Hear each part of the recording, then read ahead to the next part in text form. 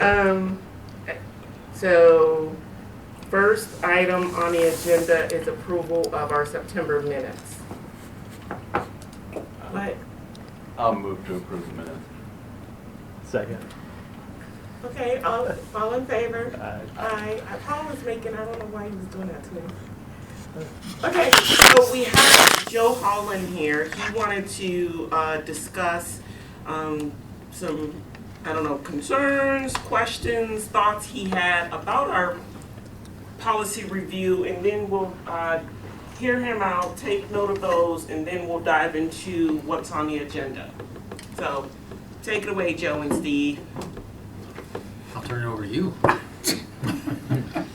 Well, let me set the stage for you. So, Joe and I were talking about something completely different. We wound up getting on a policy issue. And then I was walking him through kind of what we're doing with our conversion process. And then that raised some questions that he had about our editing process. And I suggested, based on his input, that rather than me just come in and try to rephrase or reframe or translate that for you, that it'd probably be better off if you had the opportunity to come in and share those thoughts and concerns with the folks around the table, just so that they had a chance to ask questions afterwards if you had more questions. Well, I think the concern I have is that I'm kind of operating in vacuum. I haven't seen any of the proposed or revised policies, so I don't know exactly what the process is. Steve told me there had been some fairly heavy editing on some of the Association of School Board policies, and that causes me a little bit of concern. ISB has had those policies out there for probably 40 or 50 years, and they periodically get revised, and I was part of the impetus in moving away from the cargo governance policies to the ISB policies, in part because the district's policies right now are virtually incomprehensible to the average citizen. I can't find stuff, and ministers can't find stuff in it. And at a meeting earlier today with some high school people here, and it's, you get somebody who, let's say a Sudanese parent, English is a second language, they try and find something, their head's going to explode trying to find some of these policies. So part of it, for example, you have the newer mandated policies, there's a Series 400 on employees. In the administrative guidelines, there's a Series 400, which makes no sense having to go back and forth. And then there's something in the appendices deal with employees. I'm just using employees because I know that's one of the, I think you're on the 400 series. And part of it's just to try and have everything where people are easily located. So I pushed Steve, started probably 2 or 3 years ago. I thought this was a good idea, and just for the benefit of the community and the people who use those things. And one of the high school principals said, well, is that a policy or a guideline? And I said, well, I don't think there's any functional difference. If you go to the website, you click on policies, it brings up all the categories. So part of it is just to make this more rational than it's been. But ISB's invested a lot of resources in creating those policies. And I don't know what edits are being made. Partly just urge you to be careful and thoughtful and cautious, because I don't know that every word is there for a reason or every punctuation mark, but they have put a lot of resources in developing those. And most of the districts in Iowa use those. Now, a lot of them, they do make modifications, so there's nothing inherently wrong with that. But I guess if you have questions about modifications you're making, I'd like to at least have a chance to take a look at it and offer some input. I'm not trying to oversell my services. My goal is always to try and prevent problems and create them. And in each of the last 2 weeks, I've had meetings with various administrators. And one of the biggest problems schools get into is when they adopt a policy and they don't follow it. And so I think that's sort of, you need to have something that actually is workable, and just to be careful and recognize ISB's got a legal policy department, HR people have had a lot of input into this. The other dilemma is they periodically update those, and somebody's going to have to look at what you have for a policy and that update and figure out how to mesh those together for proposed revision to your policy. And I think probably right now Kim is on the forefront of that, but I don't know, at some point Kim won't be here. And you need to make sure that you make that administratively easy for people in the future to build in those updates, because that's one of the verges. With what you have now, you have to do all your own updates, because nobody is pushing updates out to you. But when you get an organization, and that's part of their mission, is to put those out there, it helps you keep more up to date. So I didn't have any specific issues, just kind of, after talking to Steve about how the process is going, more to talk about process than substance. And I don't think we've changed any or Some. deleted stuff out. Like we changed it to fit like for what we do in our district. I don't know that we've struck much of anything No. that's in there. Well, like I said, We I probably haven't seen added it, so to I it. don't, I'm Yeah. And I- flying blind. I would think our thought would be, we were doing our work here, present it to the board to see if they're comfortable, and then send it on to you Oh, okay. to see, to, you know, sort of get that final review to make sure things are in line. That's what my thought is. And so, we're just not at that stage yet. That's fine. But we haven't, like Paul said, we haven't changed any substance in the policy. We've done slight, I would say, word revisions to fit what we do here, make it more specific to Iowa City. One part of it was, I think, if I understand, you kind of started with the 100 too and working forward. 400 is students, I think, or teachers, and then employees, I think it's 500 students. 500 students. But and- you get Six in into what I education. consider the really critical core of the policies. Mhm. You've got close to 4,000 employees, and you've got close to 14,000 students. And that's where those policies really impact. Yeah. And you want to be careful to make sure that those in particular are really what you want them to be. Mm-hmm. You know, the administrator and board and those sorts of things, it's not that they're unimportant, but one, there's fewer of them. Right. And they tend to be a little bit more straightforward in most instances. You get into, and we've had this several times with when employment issues have come up. It says one thing one place, another thing another place. Mhm.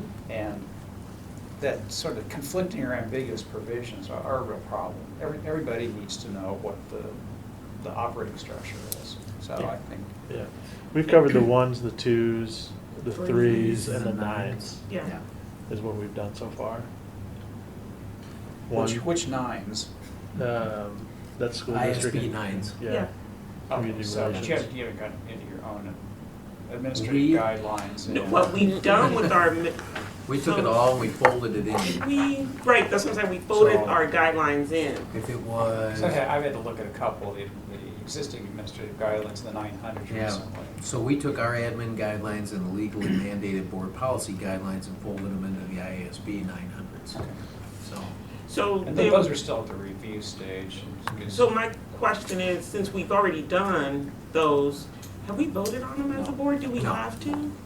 We will, but we you do, Yeah. but you don't have to vote on them individually, you vote on them every year at the organizational Okay. meeting. So, you'll affirm what we have at the organizational meeting, and then if you make changes between the organizational meetings, from a practice standpoint, I would always vote on them, just to make sure that people know that there've been changes in the middle. But, right, so that's what I was Yeah. getting at, before we vote, should we have him review them? Should I take it back on November 11th, 12th? I'm gonna show up on the 11th and there will be no one else here. I'll wait for you just in case. On November 12th, should I let the rest of the board know that we as a committee would like him to review the ones that we've already seen or felt comfortable with, since they're gonna be on our organizational meeting on the 26th? Or do it backwards? Well, I don't know, on the 26th, are we going to do part of the new stuff and part of the old stuff, or are we going to affirm the, That's kind of a question I had. You're going to have a Yeah. couple of See- review board members that because we're gonna be like half and half, we're not gonna be done. We're not, no. So, Well, part of the issue is because we've got all these levels. You got board governance, you got board superintendent language, you got superintendent direction, you got participation by public at board meetings, you have ends policies, and you have appendices. plus you have administrative guidelines, and legally mandated board policies, and we're trying to fold that all into board policy. So the problem is,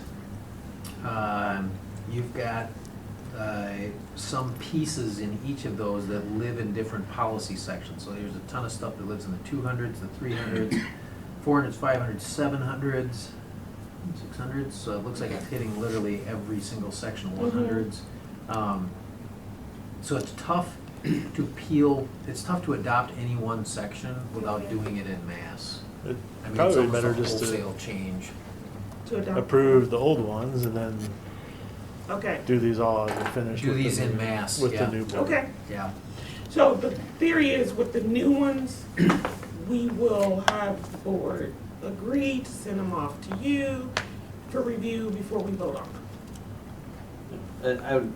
I would just add, because, you know, we are trying to look at the ISB policy, which is really the first time, you know, we've looked at them. Right. So as we, you know, we bring up the 400s, we're like, okay, what exactly does this say? And we are trying to look at, okay, what are we currently saying?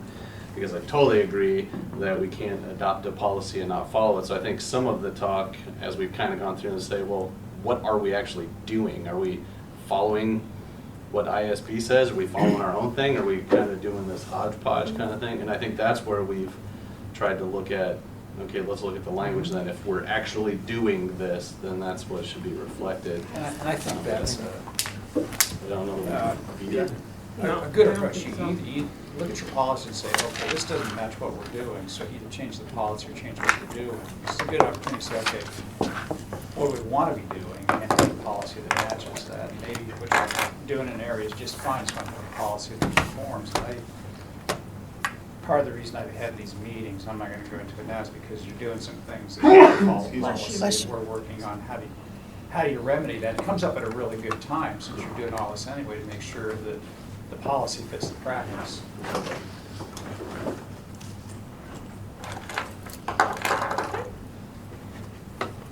All right?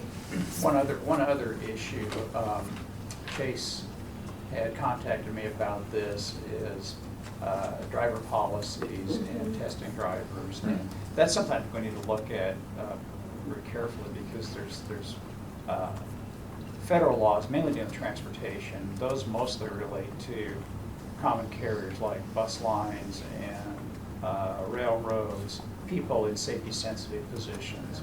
And there's a whole body of Fourth Amendment law about search and seizure which applies. So I think you just need to be real careful about how that's drafted. And some of these things like that, I can look at it, but it's also important to understand what it is you want to accomplish. It's just sort of, okay, what do we want our practice to be?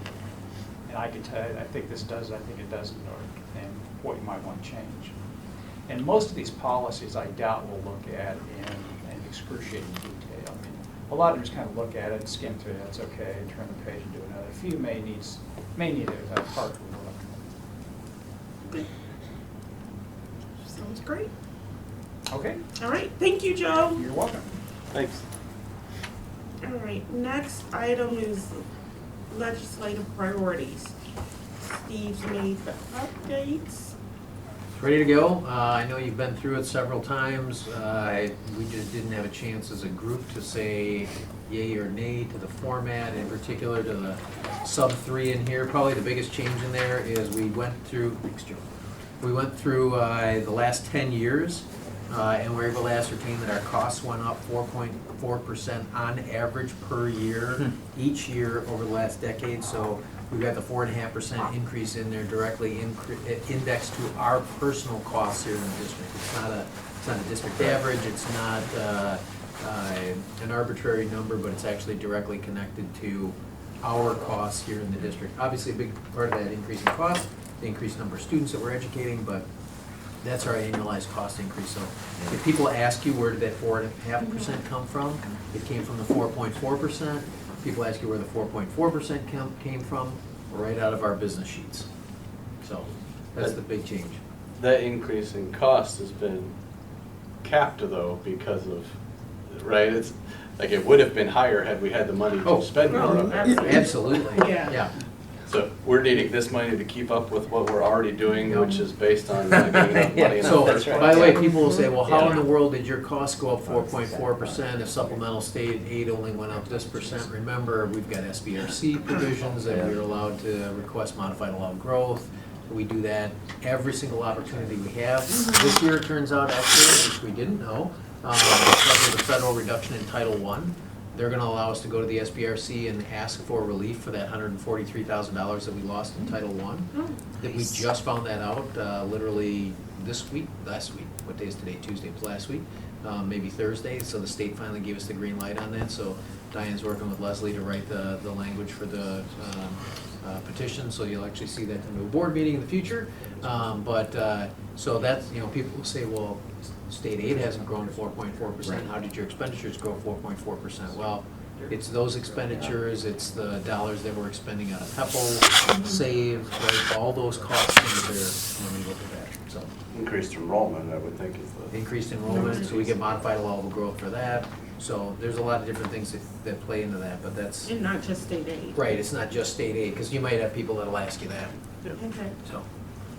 But I think, Sean, was that your idea? I can't remember whose idea that was, Paul. Paul's idea? I really like that, Yeah. I shared that at the AEA, because I told them what our goal was and why it was that, and I know that at least a half dozen of our counterparts were gonna go back and try to see if they can Yeah. calculate their increase in costs over the last 10 years, because Clear Creek in particular, Tim Keel, Yeah. he latched onto that right away because they've also had pretty explosive growth, and so he anticipated his number might even be higher than this, so. It was a good idea that was seen by many, so. Yeah, it's a Yeah, great well- idea. Yeah, I personally, I think teachers appreciate that too, and staff, just seeing it out there. This is, we know what the costs are, it's nice to have it out and then ask for nothing unreasonable, but just keeping up with current costs. Yeah. But Very then good. if you have a number out there, I mean, hopefully the legislators, when they're looking at it, are like, oh, like they need, like they're saying Exactly. 4.5%. Yeah. Like this is what they have, and we're, here, so. Yeah. Especially now if other districts take that lead and start being very specific with a number that's close in line. And then the other thing was, which, and I know part of it was us trying to make sure that we were Following the rules? both following the rules on the four, but then also being really specific on what is it that we're asking for.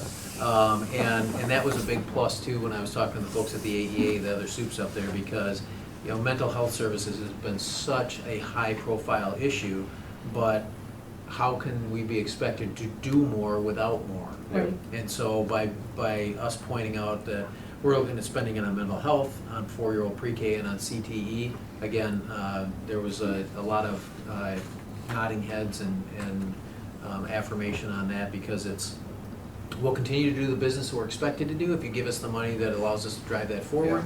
And we're more than willing to do these new things if you give us new money that allows us the opportunity to do that. Yep. So everybody's good with that, so we can Yeah, take and it. thanks on the restoration of chapter 20, that's huge. as well, so. Right, I'll get these printed up so they're ready to roll, because believe it or not, Wow. legislative season is right around the What? corner. Print it up after the 5th. Oh, yeah. Oh, yes, 'Cause we might have name changes. yes. Wait, Well, actually, you won't be able to print it until after the 26th then, right? Oh, yeah. No, I can print them after the canvas of the vote on the 15th. But you won't be able to say who's the president and vice president. Ooh, you're right, I won't. All right, I'll tell Kristen to wait till the 26th and put a speed order on. We'll meet him in December. We start meeting with legislators. Yeah. Oh. The AEAs, we bring the legislators in before the session in December, and we'll start our own legislature in December, so we'll have plenty of time. She's got a good relationship with. do we approve them as a board, the final version? I don't think they've gone in front of. We can take that back at the next meeting. Can we double check to see? I don't think we did. I don't think we did either, so Yeah, we'll meet we'll put 'em on the before next that, time. okay. Yep. All right. We'll approve it with this list of people, and then we'll change it to have a different list of people. No. We don't need to approve of Transition. that. No. Okay, Your name's on it, you didn't get to vote for it. district driver policies and practices. Chase, you wanna? Sure, so this came from one of the board members about looking at this in relation to a recent accident that occurred. The attachments are our current guideline and then the proposed IASB policy that's within the set that you all are gonna look at. We heard Joe's comments about potential legal review. If we're gonna make changes, I think this is one in particular that we would like legal review on, as Joe mentioned, because of the federal guidelines that are in place. The other thing I'll point out, just in reviewing it, even had we adopted a more stringent policy or the one that's proposed, it actually wouldn't have impacted what had happened. And so if the board is looking at something broader, I think that's really where we need a legal review, because this really speaks to bus drivers or vans that are carrying 16 or more students. It doesn't speak to drivers that might drive a different type of vehicle, maybe one of our fiscal plan individuals, or let's say the coach of the boys tennis team, where there's only 5 of them going to state.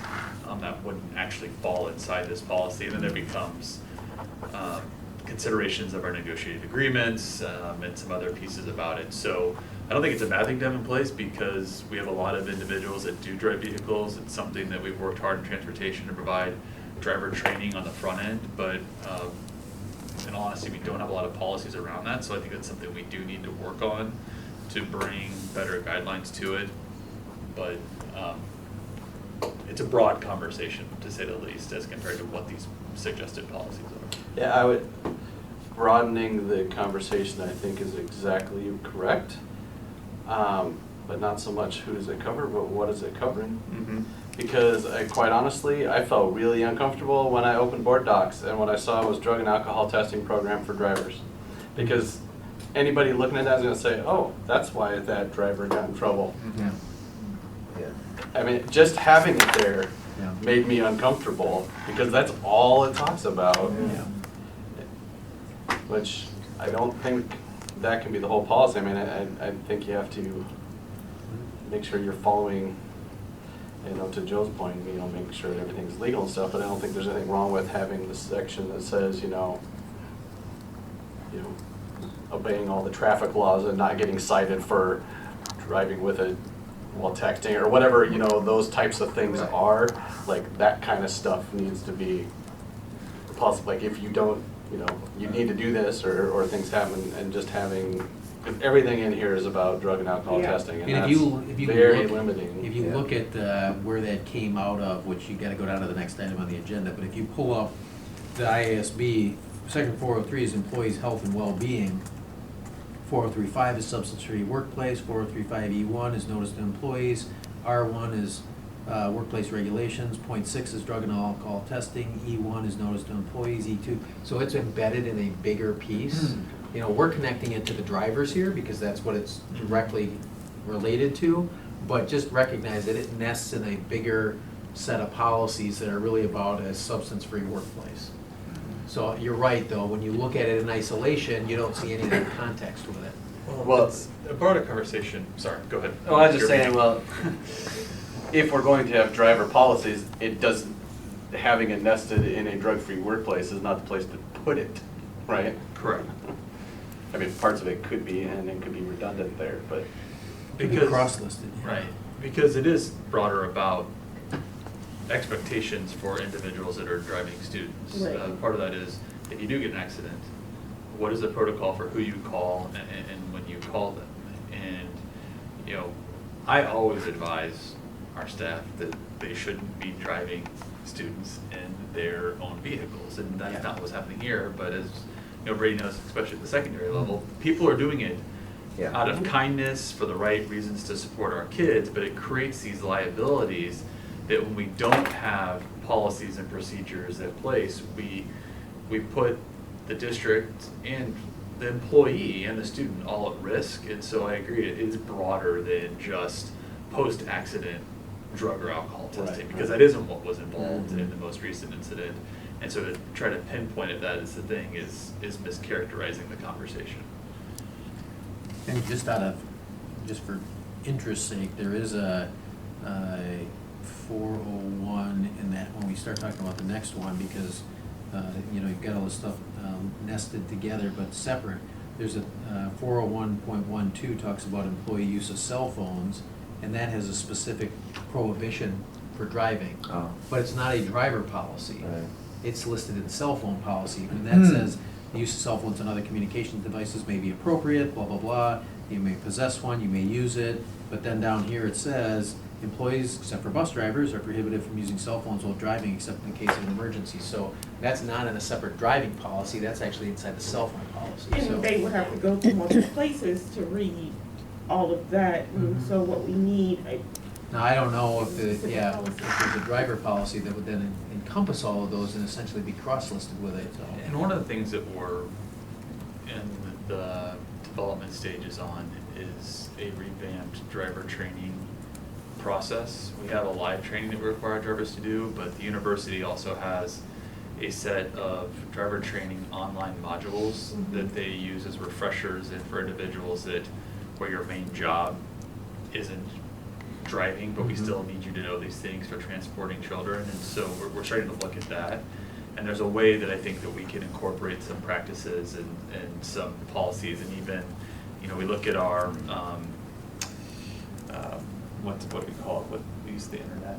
The Appropriate use use policy, Yeah. looking at something like that, where you have folks that are going to drive to sign off on that at the training and what they agree to, as a way to help provide some of that knowledge that they have those awarenesses and those understanding of what needs to be done. But I think that I would not suggest just rewriting this individual standalone policy Mhm. to Sean's point. So, do drivers or whatever, do they have, what kind of contract are they signing? They're signing their regular, well, it depends Like what what's the, in it? it depends what the position is. And our bus drivers sign contracts with the bus company, but let's say that you're an electrician for the district. You might drive, now you're not driving children, but you're driving all the district, any Mhm. district vehicle. And so you just sign your normal employment contract, or letter of assignment like anyone else. You have to go through driver's training if you're going to transport children, but there isn't necessarily an addendum to your contract where we lay out the driver responsibilities. Like SFAs or SAMs or student Right. advisory center people, those would be, you know, likely people to go and pick up kids and, but they don't, that's just, They don't they sign. don't have anything. I I'm don't trying think to they give have you a contract, yeah. some context of what's Yeah. rattling around in my Sure. brain. So, you know, we're at the point now, right, where we got policy here and there and everywhere, right? And the whole point is to try and consolidate it. Yeah. But then it's like you're trying to cram stuff into places that it doesn't quite work in order to consolidate it. I'm wondering if we find places that are appropriate for all the different pieces, but then, you know, on an individual level, it's like, you know, you gotta follow all of the policies. You know, applicable ones can be found in Sure. 401.2 and 307.5, and, you know, have like a little list or So whatever. work on like developing either a guideline or an addendum for drivers, and in that addendum, pull out the different specific policies that speak to, I don't know if that makes it easier to. Mhm. I see what you're saying. Then- Like frequent trying to cram it activities all that we in. engage in, the policies that Yeah. guide those activities, Yeah. right? That makes sense. Because a common refrain we hear from employees when they violate a rule or they do something that we say was outside of protocol, is they will say, well, you never trained me on that, or you never told me that I was supposed to do X, Y, and Z. I hear that a lot too at work. And the response is, Yeah. well, it's in our policies, and they're like, yeah, but you never explicitly said that I needed to follow these. So I think your point's well taken. If you have them read through something and has those listed that say you're responsible Of knowing for the all law. policies, but knowing these in particular, Right. it helps if something does unfortunately go wrong, to provide a backstop that we did try to provide that information. Not that we tried, that we did provide that information to our employees. I was thinking it would maybe help, you know, any individual to say, oh, I'm gonna not scroll through the whole thing trying to find something that seems Yeah. applicable, Right. or when I can just say, oh, I'm gonna look at that one. Okay, now I'm gonna look at that one. And the way that it's organized with little quick links that from the index at the very beginning helps you find those things pretty Yeah. darn quick, so Mm. I know it would help me if if I wanted to know all of the different policies around some activity, you know, as Ray said, Yeah. like that would, I could real quick just find them all. That would help me. Mhm. Well, why I like something like that is my biggest concern, and I don't mean to sound like a broken record because I kind of alluded to this already, is that we have people in the district that out of, again, positive intent are driving students, but really shouldn't be because they've not gone through a driver's training. But they're not gonna leave a kid standing outside the building at 11 o'clock at night. Right. When the band bus comes back, but nobody's there to get them, right? And so we have these circumstances where people are trying to do the right thing. Yeah. But again, it puts some things in conflict, but having something where we can get it to coaches and other folks that are sponsoring activities more quickly, so we can have something on file, so they've at least had an opportunity to see something online or read it, would help me sleep better. I'm still not gonna encourage them to drive people, right? But at least it would provide some guidance. Mhm. I just sent you guys a sample policy, vehicle use policy from a different district, so you can look Okay. and see if maybe that's something what you're shooting for. Thanks, Paul. My email's not working, it doesn't like you, so, but you can take a look at that. Did you find it from another district? Because literally it won't come through.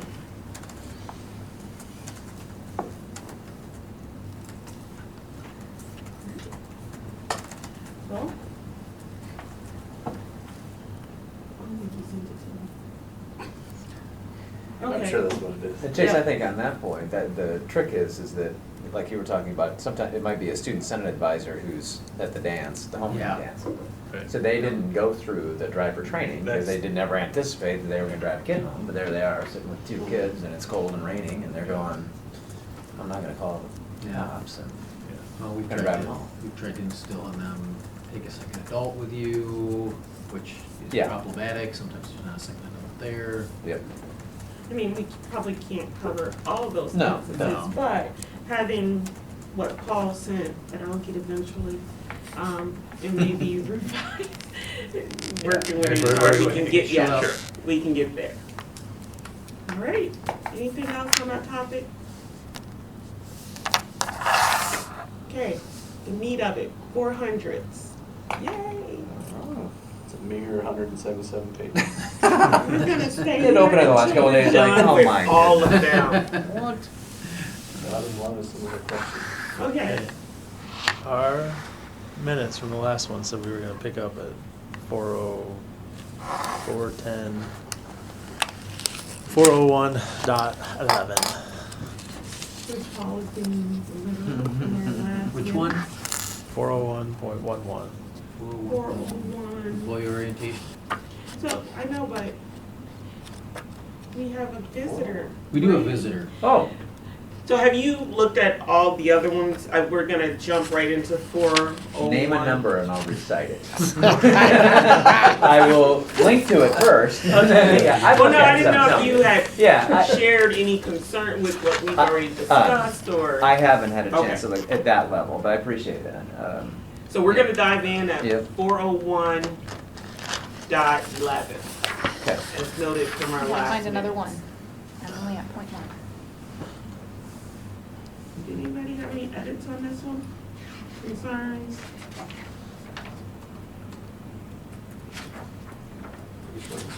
Yep, all right. And just, Brady, for your reference, I think the first few ones before that, we just changed some titles so that they match what we actually have in our district. And Okay. then people that are in those roles. Okay. Um, So the highlighted ones are ones that some of those sorts of changes took place. Right. Okay, that makes sense. And then there was fraternization, since that's one that's been a hot topic, that we did take some wording out of. So you might wanna look at that. Okay. Yep, I could see that there was some things that were All right, instructive. so 401.12, Let's go back down. the use of cell phones. Hmm.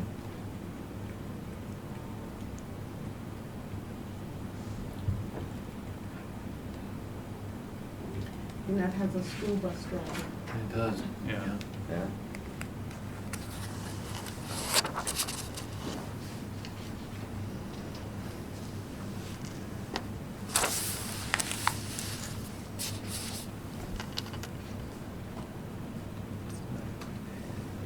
anything?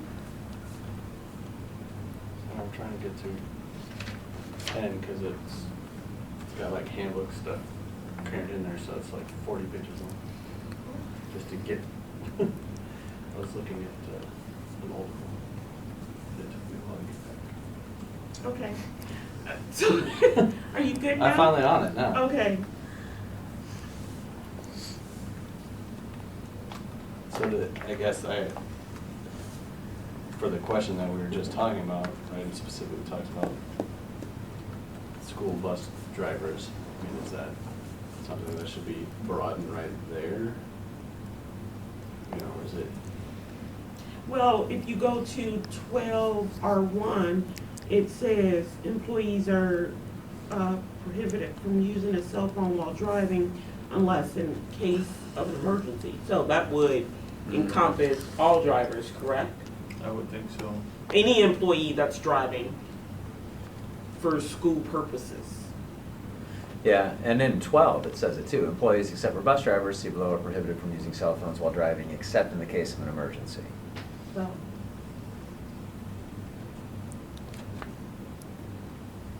The other time you're prohibited from using a cell phone is if you're inside of Liberty.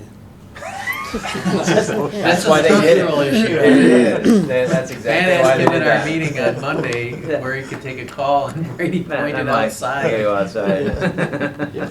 I was at Liberty and walked outside and got a text, which was from Paul, which was a response to something Oh, she yeah. sent, but I never got the original one. Oh, Because yeah. it went in the black box of Of Liberty. Liberty. yeah, his Exactly. response was, bouncing I don't know around what you inside all the are talking building. about. So, okay. So with those, I think that would cover what we were just talking about. Mhm. I don't know if we need to expand that. Can I ask a question? Then this is probably something that's already been covered, but when it says it is the responsibility of the superintendent to develop administrative regulations regarding this policy? So what we do Where do is, those reside? underneath those, when we, we'll have guidelines that'll fall underneath them. So if there's something specific that is localized to your community, then that's IASB's trigger for, you put that in underneath it. Okay. Wasn't that what R1 is? Yeah, R1 or E1 or Those are the regulations. When you're looking at the R's Oh, and yeah, E's, yeah, those yeah, are yeah. our. exhibits and, Our yeah, exhibits regulations. and our Okay, rules and okay, regs that thank go you. underneath that. Yep. Ours, let's say G's. Okay. R's, G's, yeah. E's, yeah. So, I don't want to belabor it too much, so I am reading the language that's in there that says employees except for bus drivers are prohibited from using cell phones, and then you have another part for bus drivers, It's expanded on the bus. but then it driver. says any communication Yeah. device, right? So that's where I'm wondering, I don't know where that line needs to be drawn necessarily, because if there's anybody driving students is not necessarily anybody who's a bus driver, Mhm. and it seems to me that they should follow the regulation of the bus driver. I assume that's to distinguish from like a Bluetooth or some other hands-free device, Oh, where one says phone and the other one says any communication device, but. And there are CB Yeah, radios. CB Products radios. included in their CB radio, their Yeah. radios. Yeah, probably in CB radios or. On the buses. The buses handle it. Right, no, I know, but he's talking more about not bus drivers. Right, I think that's just why there's a distinction, right? Most likely. Probably. So that's right. That is one of the challenges. We didn't write these, so we have to infer some of that.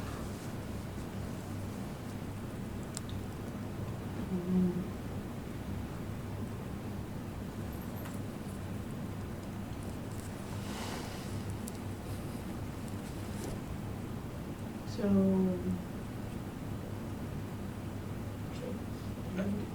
That's the act, Not on the policy. okay.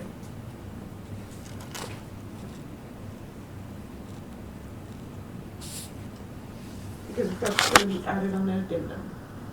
I mean, I think, I understand what Sean's saying, but I'm comfortable with the language up above covering this. But if it needs to be expanded, I mean,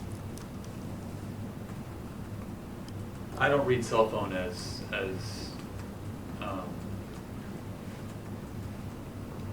narrowly as they actually have to have their cell phone on. Like I would, like if you're using Bluetooth, you're using your cell phone, right? Like if you're on speaker, you're still using your cell phone. So I would, but maybe you think, but I don't. But I guess I don't see the need for a distinction there to have one thing say cell phone, the other thing to say any communication device, because the fact of the matter is you don't want people to be using communication devices while they're driving. It doesn't really matter what it is. Yeah. I mean, I could have a CB in my car, and I'm not a buster. Yeah. I don't. Yeah. I could. I'm just saying, I don't know why you need to have the two separate lines in the policy. But I don't really care either. I mean, it seems kind of redundant. I mean, to a certain we degree, can, so. Why does it say cell phones are not to be used for conversations involving confidential information? because the most, oh, never mind. Well, I'm just thinking about like the reality of how life works and for all of us. Right. I don't think anyone in this room is following that one. For the record, I am. Are you? I'm just messing with you. No, No, I don't know why it says, To always following. I mean, this is That's a very valid ISB point. policy. Yeah. I don't know where, so it's okay to use landlines? Well, that's, I guess, what I'm wondering, the distinction. So if I'm using, a lot of people use like they'll block their number, but they'll make contacts home in their professional duties, but they won't necessarily use, right? So if I'm sharing a room and I don't have access to one of the landlines, but I go and I make a contact home to communicate with the family, it could include confidential information, but if I'm using, why would, I don't think anyone would think that that's wrong. I'm not suggesting Yeah. there's wrongdoing, but that particular line could be I mean, it calls it out, problematic, yeah. right? The only thing that I can think of is that it would be, if you are doing that, if you have to transmit confidential information and you do it via your phone and it's something you're doing illegally, then technically couldn't they subpoena your phone or whatever and then take your phone, whatever's in there? It's just a more Yeah. safety guideline for you. Maybe there's more of a distinction than just like a phone call versus, let me Send a send text you message. a copy of something Or or a conversation. picture or something. But maybe I agree, it seems needs kind to of. explicitly say that. A little antiquated. Yeah, like, when cell signals used to be like get stolen, right? That seems like you see in Well, the spy even- movie where I need a secure landline to. Well, yeah, that's what I was thinking. Like, Yeah. yeah, right. Okay. But even then, if you go to 3 on there, at least is my understanding from what Joe just shared with us, that's not even right, because it says employees are prohibited from using a cell phone while driving unless in case of emergency, unless the vehicle has come to a complete stop. If you pull up at the stoplight and you've come to a complete stop, you can't use your phone. You're not supposed to. That's against the law. Joe clarified that for us. You have to be out of the actual flow of traffic, on the shoulder of the road, pulled over, and at a stop. That's not what this says. I mean, What if you're in even- what if there's an accident and you're stuck in traffic where you're not moving? I don't think you can. He says you have to be out of the flow of traffic. I mean, maybe there's an argument there's no flow of traffic if everyone's at a dead stop. I don't know. Yeah, like flow of traffic, it's Yeah. moving. No, it's just for texting. Is that just for texting? Yeah, they didn't pass the no cell. Oh, that's right, they didn't pass it. the That's right. no cell Hands-free. phone, the hands-free. All right. Because then, Never under mind, the this is for regulation, texting. it goes on to say cell phones should not be used to transmit confidential information, either verbally or written. That's what we were just talking about. Yeah, I'm But- just saying, no, he was talking up right above Above. that first line. Just says And- don't use them. Right, it just says don't use them, and Right. then it gets more specific. Right. Yeah, and the administrative regulation below gets more specific. Yeah, but actually, if you want to go back to that, if you go way up to the top of 40112, it says, you can possess them during the school day, but you can't use them. Second paragraph. Right. You can only use them during staff development times, parent-teacher conferences, prep time, and break or lunchtime. I have a hard time enforcing that. I don't know how you legally enforce that, or cell phones are not to be used for conversations involving confidential information.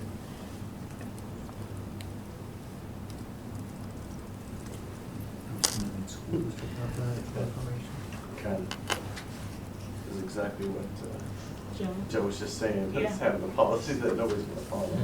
Like that one's particularly difficult. I mean, I know that we've never had phone lines go down in any of our schools. Always. So what are we gonna do when I'm assuming we had the conversation before I Yeah. walked in about being careful about not striking or doing too much against Yeah. something that's We're gonna gonna send have it all to him these. to review after Okay. we've Yeah. edited So, it. can we just Everything's make a been note? highlighted that we've made changes to, like what it said originally and then what we changed it to, so it's all, So he'll There. see, So we could just highlight that sentence about cell phones are not to be used for conversations involving confidential information. Is that the one we're most concerned about? I think so. I mean, it's a totally valid point, because Well- cell phones are just the norm of communication Yeah. for people. I mean, like the more I think about it, the more I think about that you guys and teachers wise, especially at the secondary level, like take out your cell phones, let's do the, Oh, you yeah. know, something Oh. Yeah. where they're doing it, or using it for, or Push even like- digital push like- photography now, they're using They're using cell cell phone phones. versus Yeah. actual cameras, so, Yeah. I mean, like, I think maybe we just need to look at a better policy. for that, and like, as you know that I do, I just kind of surf it on here when we come up to these, and I think there's some opportunities for some better uses, like, if you're gonna use one, don't use it for this, or we Yeah. realize it can be a benefit, you know, it's okay to use it for this, or, you know, whatever, so that at least they're saying, you're covering, don't use it while you're driving, but it's okay to carry out work-related research or something, you know, or Right. whatever. Yeah. Yeah, that makes more sense. So maybe we just make a note to that one, I will research it and get you a better Okay. policy. Well, and I think, and Kristen Peterson and Adam have been working on an enhanced social media policy. Yeah. And a lot of that goes along the same lines with, What that you know, line's using struck. technology.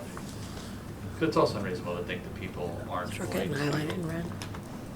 have some sort of minimal use of the cell phone during the Don't do workday. it. And like Steve said, I don't want to enforce Come that. back to I don't real want to life. be disciplining everybody every time somebody pulls out a cell phone. There's no way to, There's no way to. there's No, no I- practical way to do that. I'm a little more concerned with like texting information, right? So let's, for whatever reason, let's say you, Brady, have to communicate something to a parent Yeah. of, and the only way you can do it right is you take a picture of something and you're sending it to them. Right.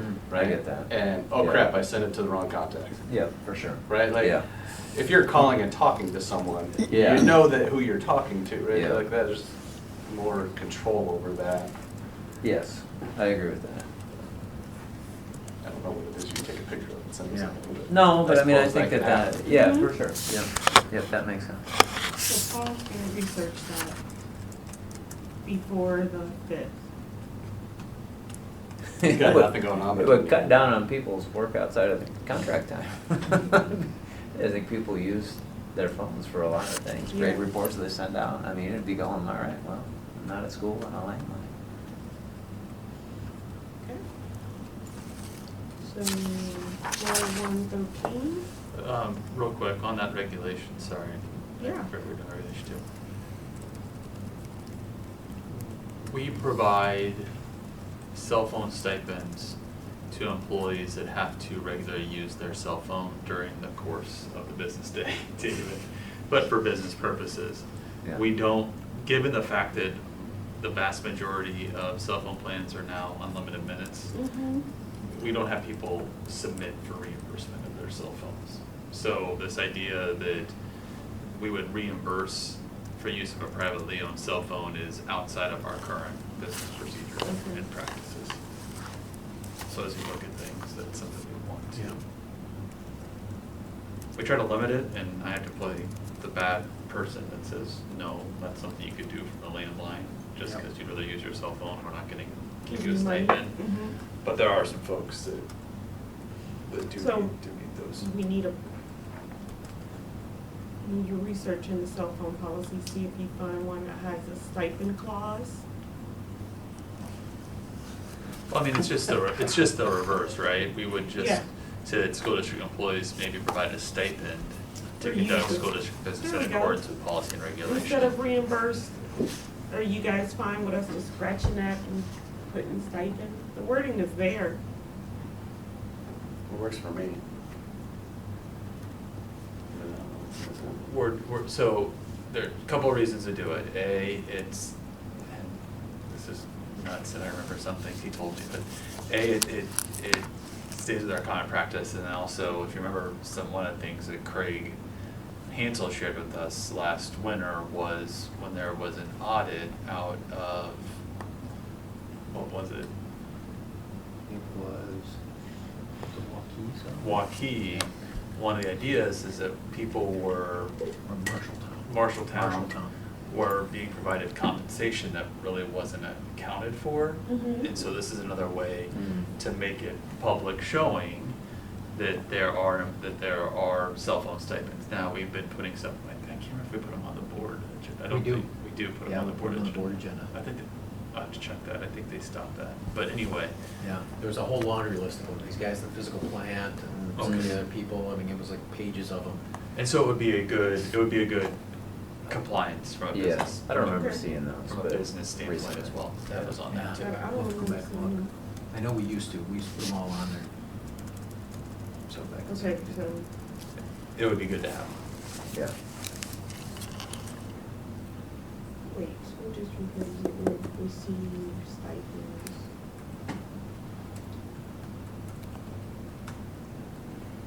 But would it be private approval of the super?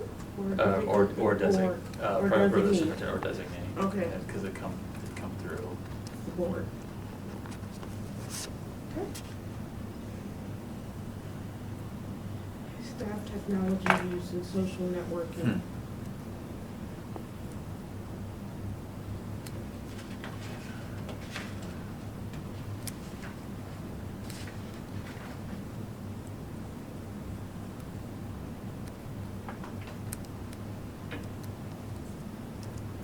And did you say Kristen was working on? Adam, yep, Adam and Kristen.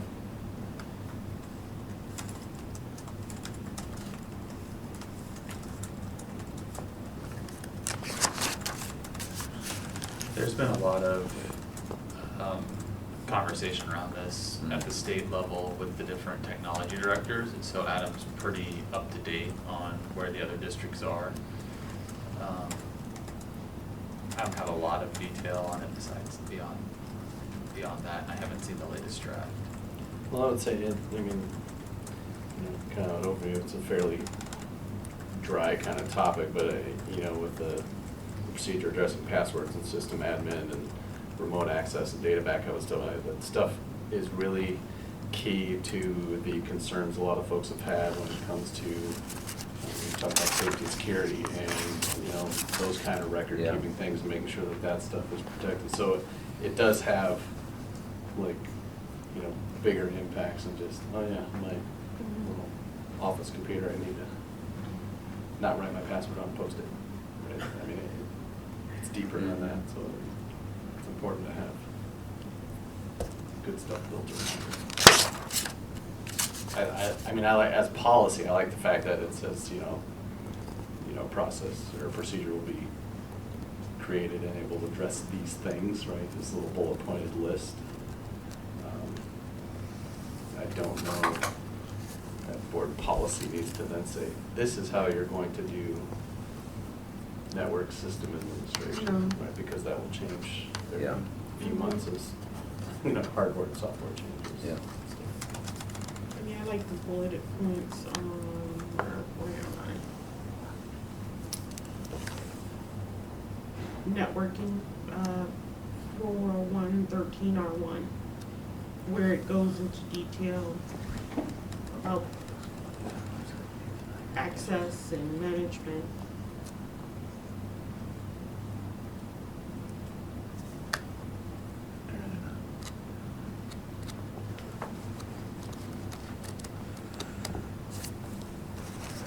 Ooh. Brady? Oh, no, well, 40113, employees who would like to start a social media site for school district sanctioned activity should contact the superintendent. The last line. of Yeah, which that. I would assume doesn't happen based on the number of Number of, yeah, exactly. accounts Yeah, that right, I yeah. see out there, but Yeah, just Twitter accounts alone. yeah. I mean, Twitter, Instagram, all that stuff. Yeah, now, so. exactly, yeah. What? Well, like each, like a. West uh, High Pals, Liberty Yeah, Pals. or any of the sports teams, they have their own social media accounts that Yeah. they update people, and I'm assuming when they start those, they're not asking Steve to do that. But it is worded in there that they that- are that supposed They should contact the superintendent. Says should, not must. Yeah, I mean, there you have some wiggle room, I to. mean, I mean, yeah. Yeah, it almost seems like it. I'm should just say being something like, semantic. anybody starting this should be aware of this policy or should Yeah. create it with the policy in mind or not necessarily contacting any specific person. I do like the line that says employees, students, volunteers who don't want school administrators to know their personal information should refrain from exposing it on the internet. Yeah.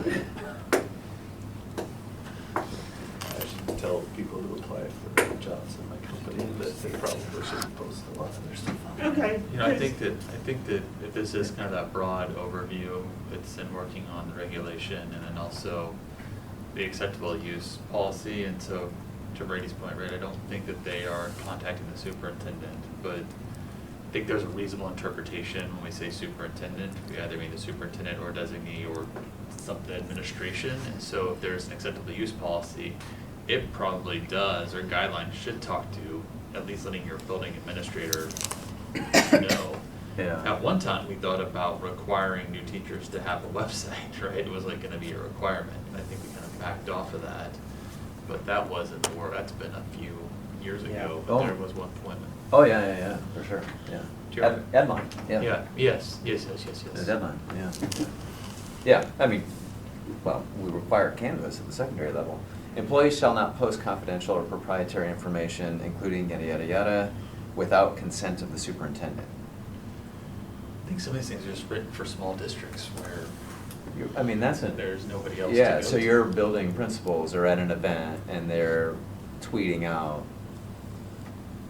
There, Things that- in other policies that have gone out, right, this I know. language taken from ISB, there were a lot of cases where we would strike superintendent to be supervisor. Yeah.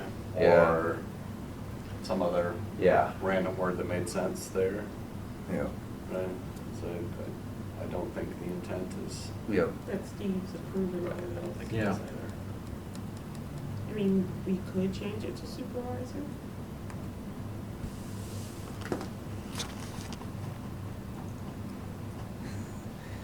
It's hard to get into the weeds on these. This goes back to the very beginning conversation about are they things you're gonna, that are guiding you and that you're enforcing and that's what we're pursuing, or is it?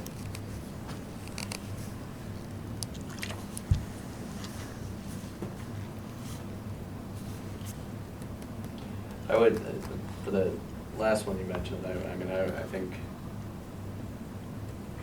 it's fair to change that, you know, to have some sort of consent to anybody, you know, a supervisor or something else. And I don't know, I might even just strike the last line, because then it's kind of saying that. I would use I- administrator rather than supervisor, because we do have what we consider a defined cadre of administrators with admin council, even if they're not technically like principal, right? But if you say supervisor and I'm a para, I might consider the classroom teacher my supervisor. Yeah, sure, Okay. right. And we don't want, we'd be in conflict with the negotiated agreement on some level, maybe, if we put teachers in that. And so every word choice is, I mean, that's a problem. Vernacular is, it can be interpreted a lot of different ways.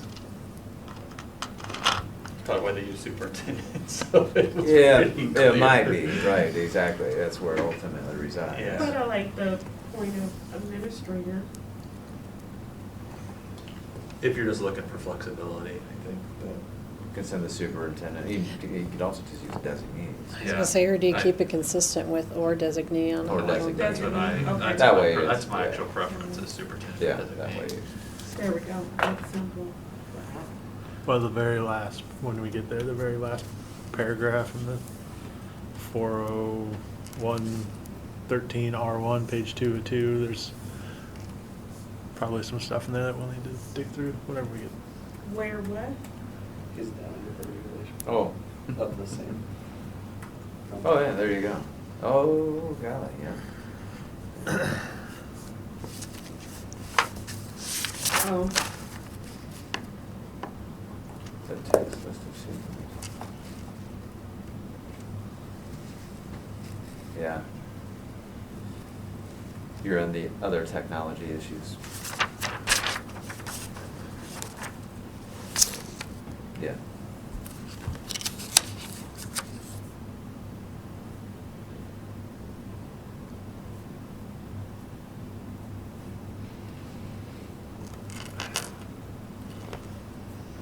How do you feel, Brady, about the employees are expected to review their email regularly throughout the day and reply promptly?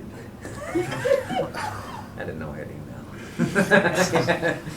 Oh, yeah, wish, are you Wishful up above? thinking. Revealing. You're not helping over there. Where is Wait, that? where is Is that? that on page 1 of 2? Yeah, it's the third one. I guess it shall apply promptly. Yeah, see, we have language in the negotiated agreement about that. that says the same thing? Well, the word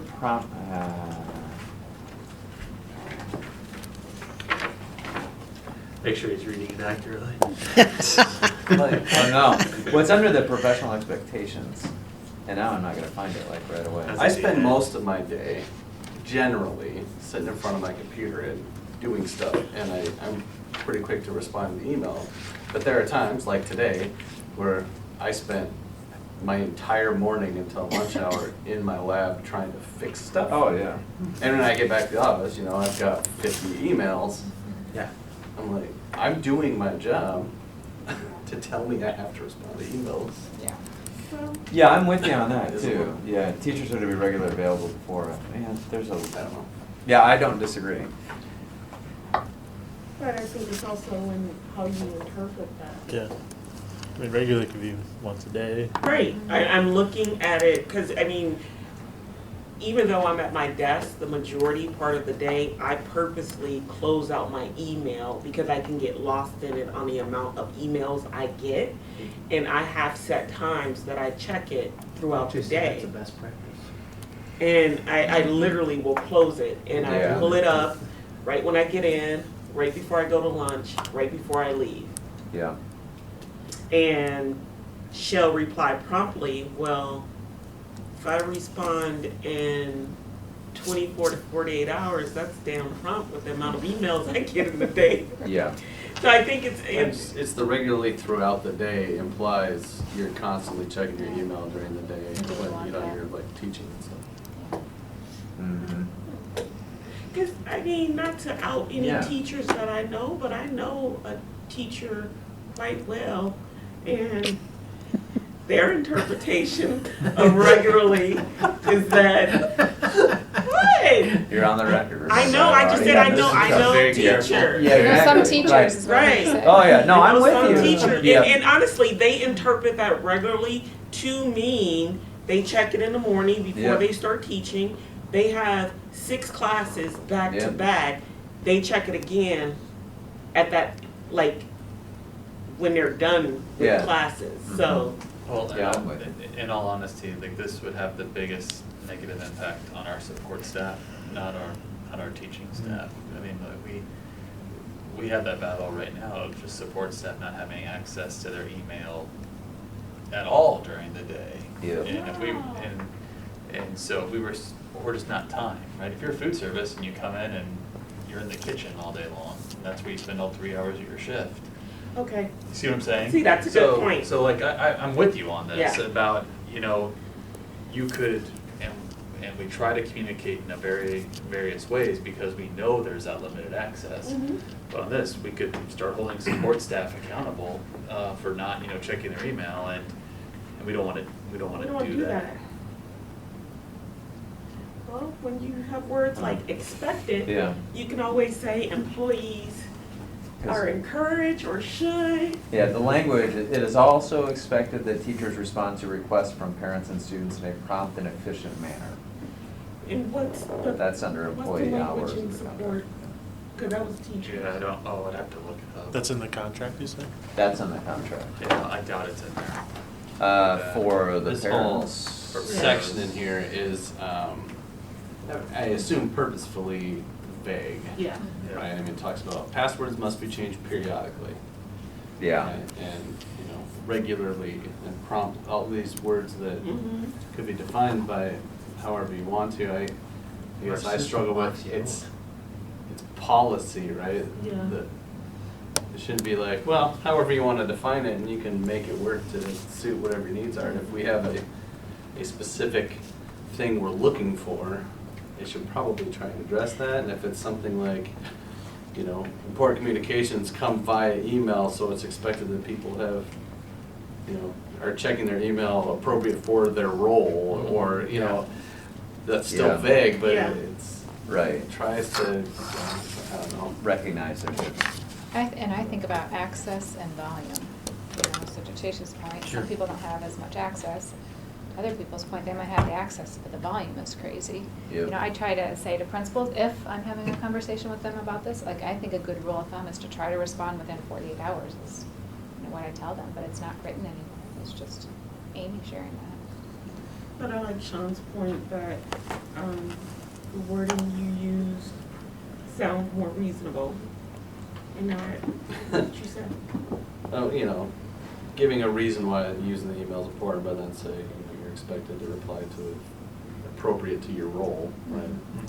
I think that's a thing that we Yeah. tried to use, because putting a blanket statement for those, very different Yeah. situations that Amy mentioned, right, it doesn't really work. Yeah. Or regular and promptly means something different. Yeah. I like that. The very next one, it kind of goes back to, Brady's question about, what are we talking on cell phones about, because it flat out says there, communications with parents and or students must be made on a school district computer. Yeah. That's one too, I know administrators, because we've actually had PD on it where, administrators have said, one really effective piece of technology that allows you to make contacts with folks that aren't necessarily, going to reveal your personal cell phone number is this.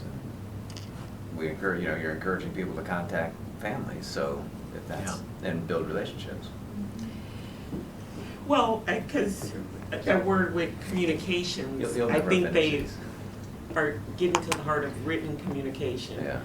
Because, as you pointed out earlier, you don't want to be texting with a parent who you think is a parent. You don't know who's on that other end. No, but Yeah, I yeah, do yeah. quite a bit of email on my phone.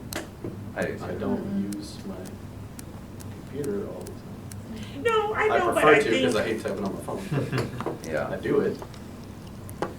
I assume other people are using their phones to do their emails. really?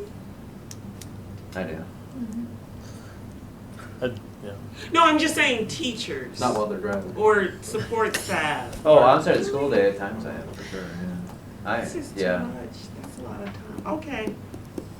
That's what I'm saying, I mean, if that's the reality, my life's gotten a lot better all of a sudden, because I'm gonna follow district policy, forget to take my school computer home, and and bingo. Exactly. Like, That was also recorded.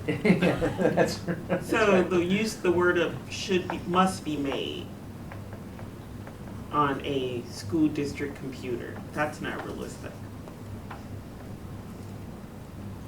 I mean, it's not realistic, but I think you have to, there are multiple lenses that these are written through on. Well, I think that one's easily fixed, though. I think you should say that it's, communications are made using your official school email. Yeah. Because you can do it on your Right. phone, and it's still going to be recorded That's on what- any sort of yes. server, right? That's Yep. that's what I was I think thinking. that's Oh, easily So, fixed. yeah, that's. must be made on a school district Because I email. assume that you're doing Yeah. that, right? Right, So, exactly. there we Yeah, go. yeah, exactly. Just the device is, right. Is that, Okay. okay. Anything else with these regulations? We're down to page 2 that Paul's talking about. I know. This is why we don't Well- go very far when we do.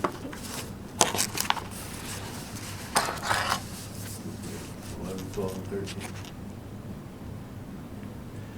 You know, to Brady's point, but the point about the email, it's really about approved district communication channels, because it might not be email, or it might be one of the apps that's set up to generate those lists of students.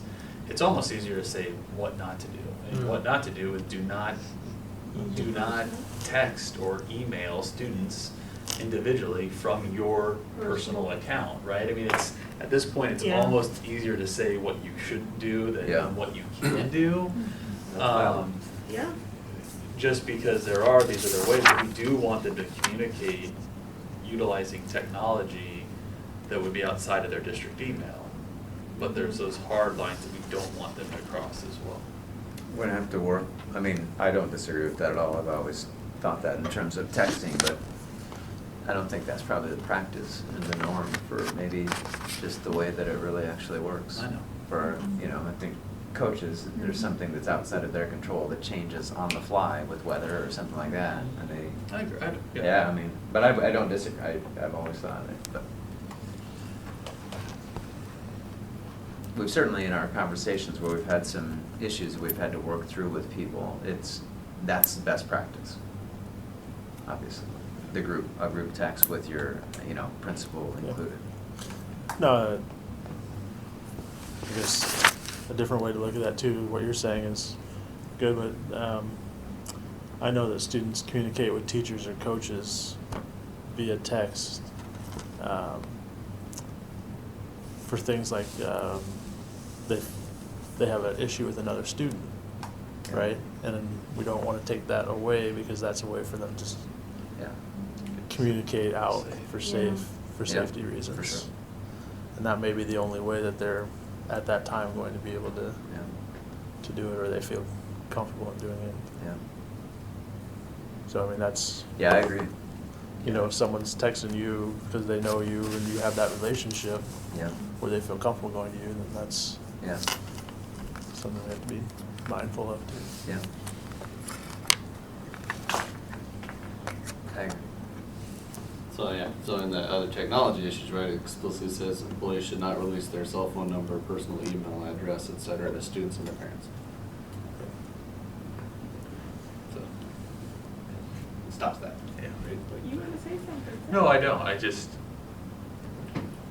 no, I agree with all the points of what the reality is and what happens. It's just, again, looking at best practice, and then I put my HR hat on and trying to actually protect our employees. These are things that we would ask them to do so that we limit their exposure to putting themselves in a situation that is unprofessional.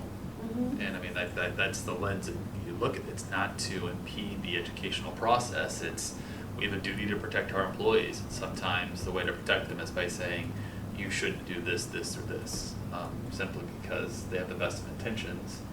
But then it just is done maybe unprofessionally. And you're gonna have to do training though. Yeah, Yeah, 'cause- Education at home, education, because some of with these the things staff. are, I'm with you, Jay, yeah, I'm that's just- where it's just like. She just asked, she said, Yeah. I said, and I'm just kind of Yeah. pontificating, right? Yeah. Like, I know the reality of Yeah. where we are in society, but I'm trying to kind of bring a picture of, I think, Right. why some of these things are written the way that Yeah. they're Because written. they're best practices. Yeah. One thing I was thinking of, do you kind of follow the lead here and say your principal or your athletic director must be copied, right? Well, even if it's an individual student situation, that might work for the coach and the team and stuff. But to Paul's point, if the kid knows that they're having issues and want to text the teacher over it, and they know that the they're gonna text back with the principal in the loop, they're not gonna talk to that person either. So the other thing, we don't want individuals out there grooming our students, you know? Yeah, and- yeah. But a lot of places, and it's not here, there are those expectations for emergency situations, and I would consider Got an emergency. an emergency. If a child feels they're gonna be harmed by another child, I would consider that an emergency that would fall outside of the prohibition, right? But that's, But if you were following the policy in the first place, the student would wouldn't never have your have, cell yeah, phone would number never have to your then cell, text you. that's true. I mean, Well, yeah, I'm right, supposed to let yeah, parents But- have my cell phone number? What? yeah. I'm not supposed to let parents. You need a new phone number. No, that's right. That's As like, I'm thinking through this, I'm thinking of all the other That's true. ramifications beyond teachers and others like Oh, yeah. that. Yeah. How do some of these things work in practicality? Those are on Getting that. to your point, the student would have the coach's cell phone number because they're allowed to text A group. a list as long as it includes all of the Yeah, students. exactly. They're All gonna of Well, them. then that directly contradicts employees should not release their cell phone Wow. number. Yeah. I think that's- this all kind of comes back to that whole cell phone policy, acceptable use policy, and stuff Yeah. that Chase was saying. I think if we went more with the best practices, this Yeah. is what you probably shouldn't do, which Right. we understand, and then like this is what you really shouldn't do, like you can't do. These are no's. Yeah, these These are are we really understand no's. that this might happen Yeah. type of thing. And that's- Administrators who text teachers. And that's where About one of the work difference, things, I where one of mean, the differences is that- is you don't want people having offline email conversations because I think about special ed documentation, Yeah.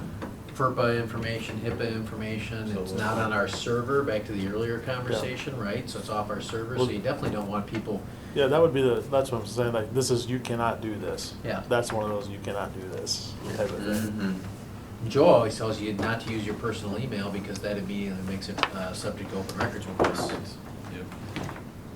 So. There's, Chase Cell already phones are addressed so this, different now or somebody than they did, used there's to so be. many different ways to communicate with our kids though. If we're talking staff to student communication, guys, we've got Google Docs and all those things. I mean, there's ways to talk to them that don't involve just the cell phone and the phone anymore, or cell phone and the email.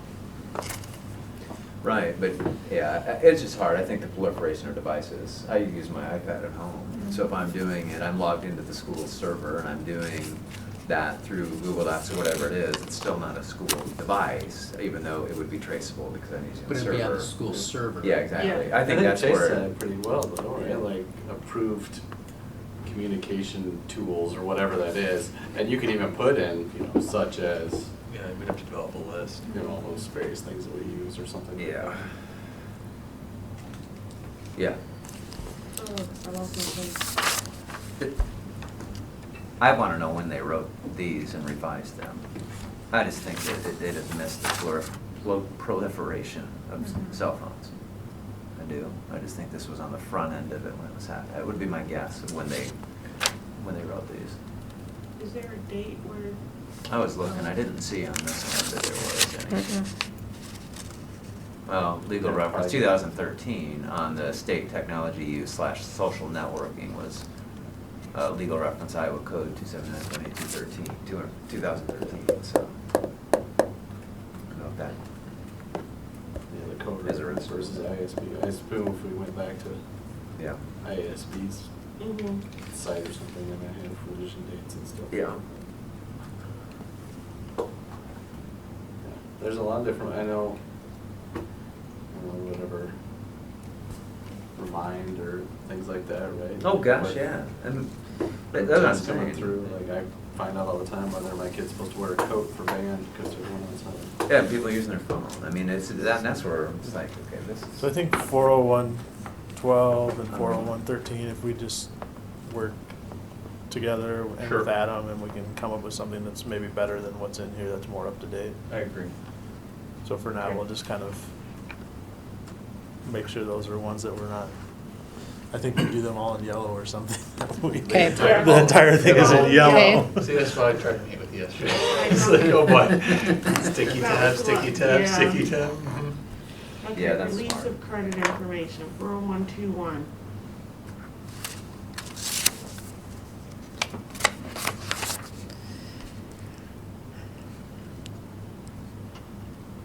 No, No? I think it's pretty straightforward. Yeah. moving on. 401, oh, good lord.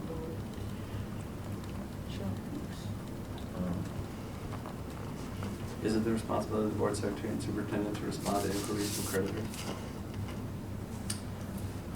Because that's what it says. Yeah. I mean, the statement itself is pretty Mhm. reasonable, but the responsibility there seems weird. Board secretary or superintendent. Is that how we do? I mean, board secretary's historically been somebody out of our finance department, and so, that is the department that. I was gonna say, the normally business office responds. is The one business that office responds. does respond. But right now, our board secretary technically isn't tied to our business office issue. Mm-hmm. Oh, then never mind.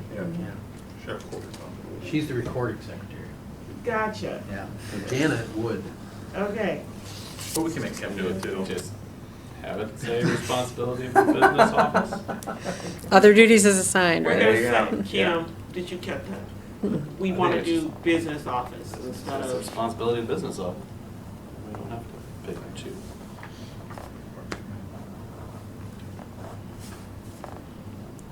Got it. Is that good for garnishment system? okay, keep us moving forward, Sean. Yeah, that all comes from business. Okay. I guess we're on 402 too. Within 6 months.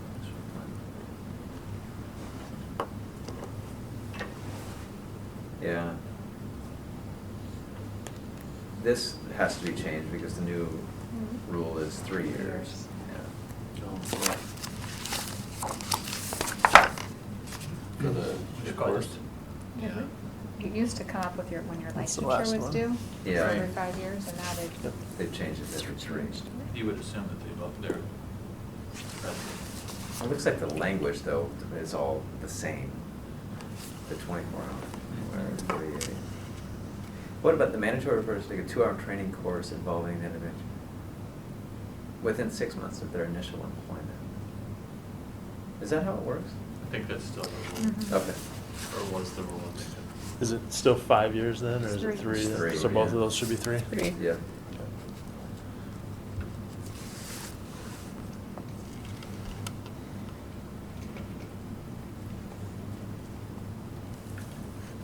Other than that, it's, It's fine. I just roll my eyes at the first sentence. The board believes incidents of child abuse should be reported. Yeah.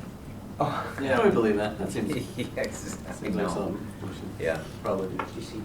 It sort of goes against the idea of the mandatory part, but, yeah. so 402. It's not wrong. Yeah. 3? 402-3.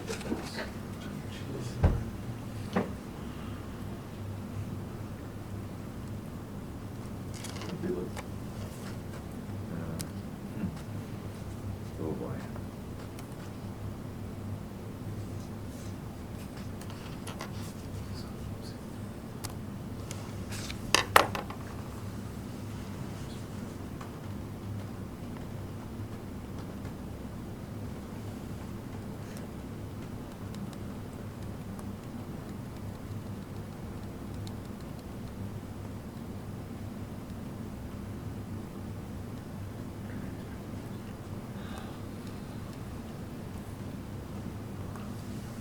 We have names listed in our handbook. Yeah, Yeah. and you guys approve You these guys every approve year. it. You approve them, Just just the organizational organizational meeting meeting. each year.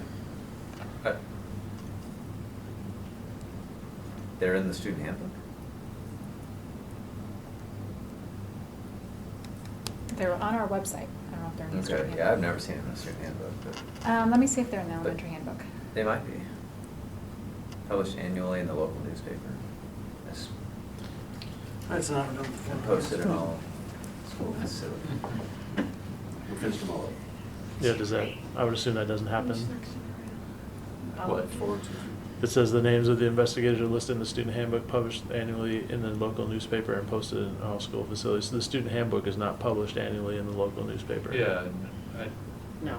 And we have them available in our facilities, right? Yeah, We we do. do, and I don't, that's something we might, with flag for Joe to look at. I don't know, I know we have to have level 1 investigators. I don't know that it's a requirement that they Are public.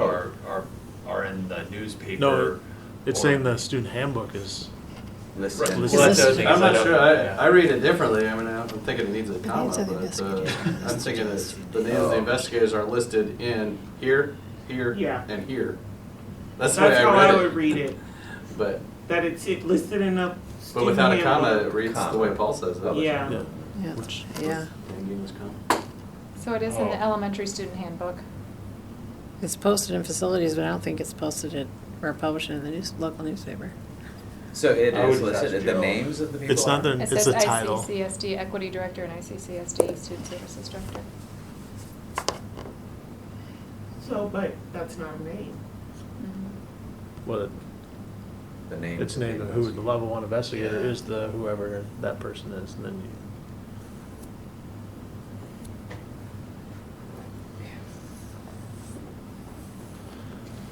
The next one I says know that it's they'll on be our in the website, employee too. handbooks, and I know they're not there. Yeah. We might have to highlight This is that, because, I crazy. mean, to Sean's point, it's missing a comma, because that's what I think they're trying to say. I would think so, I don't know why they would tell you Publish your to publish a student student handbook. handbook in the paper. Who's paying for that? That's Because like- it's kind of lengthy. Yeah, that is a, Newspaper industry got them. Be the, I yeah, think- be the largest paper. oh my So I gosh. think we have to highlight that. I'm thinking of some very general statement of access to What? the names of the investigators should be readily available, It's on our website, right, if you go to the student handbook? right? And that's readily Yeah. available. Yeah, so I would, Is it always the people in those roles? That's what it has been. What are the roles again? So it used to be Kingsley and, Kate, Kate. that's Kate and Now Jeremy. it's Kate. Kate and Jeremy. Right. And what's, yeah, equity and student services. and student services. So it would be, should be readily available, but we want to highlight that though, to make sure Joe takes a look at that. Well, that's why it goes, you do red, right? Yep, so that will be struck, Yeah. and then we're gonna put should be readily. And Chase also pointed out, what was the next section? Oh, and the G, whatever, 402. 402, 3G1? 3G1. Mm-hmm. Oh. So the names and telephone numbers of these investigators shall be included in the employee handbook. And they're not. No. Correct. So again, it will be, should be readily available to Yeah. employees. I'm not finding it on the website either. I think it needs to be on the website. Which part, you mean the? I'm just not seeing who we pointed out as the level one investigators, or because the parents really need to fill out a form. There's a form that starts the process. It makes sense to me that that would be available there. Yeah. Also needs to update to the website. Yeah. Right away. Who does that website? Kristen, Yeah. but technically we're all responsible for getting her what we have there, so. Each department is. No, I just meant like who Yeah. does the physical updates. Not us going Kristen. I mean, if I can, I'll go on the record, no. No. No, I know. Okay. But this stuff makes me wonder about Iowa code itself. Oh. Yeah. Constitute a violation of Iowa code. The acts or omissions of the employee must have occurred on school grounds, on school time, or the school-sponsored activity. Well, I just So there's searched a, it, so it's, you know, kid in my neighborhood that's bothering me, I can do whatever I want The there, equity. Yeah. right? That's not a violation of Iowa code, that's, Yeah. I mean, I guess you're subject to just regular laws at that Yeah. point, to but. the. Yeah. to the- that- I think this is encompassing you as an employee. Yeah, I'm just saying that you could have an inappropriate interaction between an employee and a student elsewhere. Yeah. Well, even when it happens elsewhere, because we had a case sort of like that, where, no, I'm sorry. I'm just It saying, wasn't it's an a- employee. Yeah, I know, it It is. specifically right, says yeah, to constitute yeah. a violation of Iowa code, it has to be there. That's what I'm wondering about Iowa code, not so much our policies. That's Right. When it strange. says equity Mhm. Okay. or student services. Well, right. Of this chapter. I wonder if I'm gonna Right. take that link. and Chapter then I'll 709. Say, how do I find, where do I find this at? Right. Because 709 deals with school employees.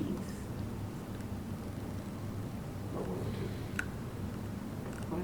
Okay. Sorry, I was reading that one below. Chapter 102, there we go. Oh, I was reading the sexual Yeah. abuse part of it.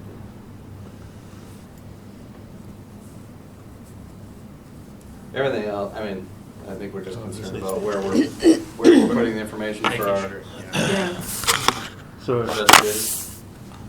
Is the rest when of I, it? s- when I, the chapter 102 on reporting child abuse on our website needs to be updated, because it does, and it does say this needs to be posted, and then it says level 1 investigators / alternates, and it lists Kingsley. Yeah. And then it lists Kate as level 1, and then level 2 is like the police department, and the sheriff's office and stuff like that. Okay. But it hasn't been updated since Kingsley left. 2017. Yeah. What page is that? We can't find it, I'm emailing Kristen, I'll CC you on it. I wonder if This it's is- under the, What do you mean you can't find it? Well, we searched it, like Like Google, if you go we to, searched it. if you go to our district webpage, And you search and you it. search, it then It it comes comes up. up, but you can't Can't find figure out Can't find the where. path. Yeah, Oh, this is boy. the, and this is my the- guess is equity or, Oh, boy. Well, Student on services, one but I hand, can't that's find I'm it. on the probably- record and I have no comment. That's the first time that So that's if you happened in click my on- that's, recollection. that's good though. That We're means not nobody's going been out down. there looking for who our level 1 investigator is. So that means we're doing everything Yeah. right for the Yeah. record. There you go. So when I click on this one. Yeah. It goes. People are calling Kingsley up. Maybe I should- Yeah. Try it one more time. So it goes up, I don't know what else. Okay, I think we're getting On his much work drunk. phone. Let's Is this see. number related to? Are you guys good with And then I'm stopping at thinking, is that 6? part of it? What Or is it? I don't know. 6:30, I'll ask her, or- she'll know. I don't know if you have lives. 6. Not the last 2 Five, years. 6. Yeah, as long as I'm out of here by 6:50, I'm all right. We'll stop at 6. Okay, anything else on 402.3 G1? I think there's 2 Yeah, on page. a lot of that's gonna be Iowa code. that dictates Yeah. that, so. Mhm. Gifts to employees. Hmm. They get nothing. Employees when I, so it says, no, golly. Unless the number does not meet that. I remember reading this the first time I went through it, and it's very dizzy and trying to. There's a lot of double negatives in there. Yeah. Very confusing. That's-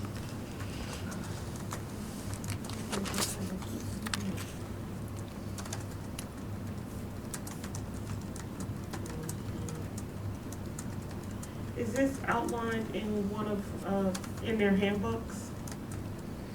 No. No. No. Okay.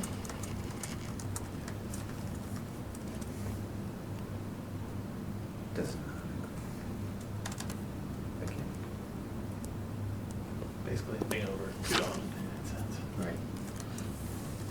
This is gifts on behalf of the school district, not from the outside, right? Oh, yeah. Yeah.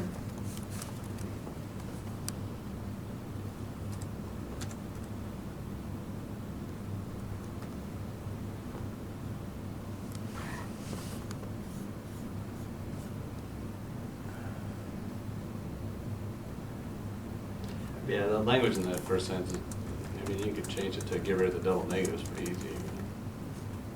Employees will not receive a gift if the donor meets the definition of restricted donor. Right. That's a lot clearer. I don't know why it's not written that way.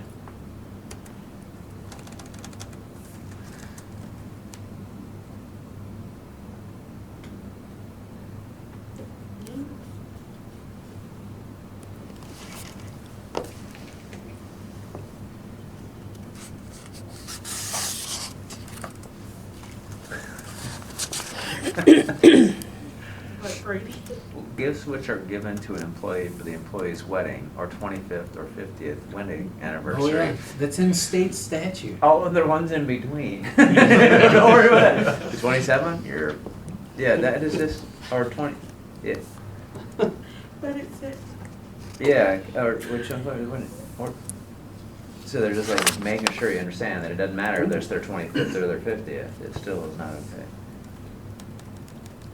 No, a gift does not include those. It does not right, include it does those. not include those. So your 26th anniversary would be a gift. It'd be a gift. 25th, Yeah, it is my not. golly.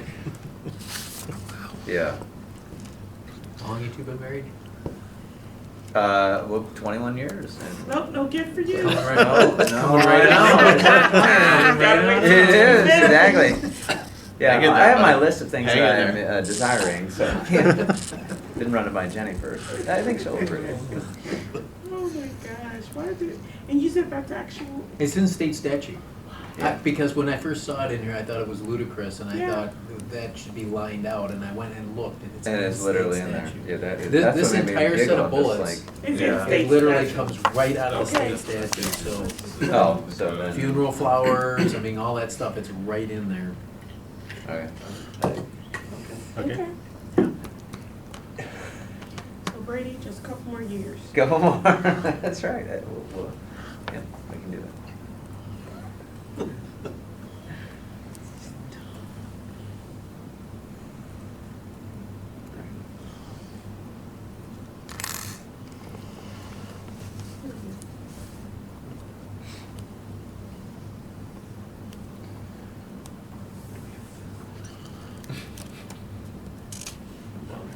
Okay. So I'm looking at that one, I'm thinking. Any comments on that? Only the last sentence is, it's the responsibility of each employee to know when it's appropriate to accept or reject them. Yeah, I mean, Oh, yeah. so then they have to have this thing Memorized. memorized, which is clear as mud to start. Yeah. but it's still their responsibility. Yeah. Near Cedar Gift. I guess the way that, in my work experience, when you get them, you bring them back to our store and you give them to the store manager, and then they decide if it's something that you can keep or not. Wait, what? Like if you get some, I'm just saying in my work, like if we go to a show or something or whatever, and someone gives us a gift, you take it back to the store and give it to your store manager, and they decide whether or not You can it have counts it. as a gift, like you can have it or not.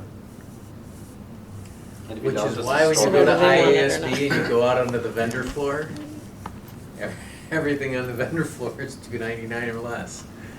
Because that way. No, but I it- think when he said that, like, Yeah. it goes to that last line.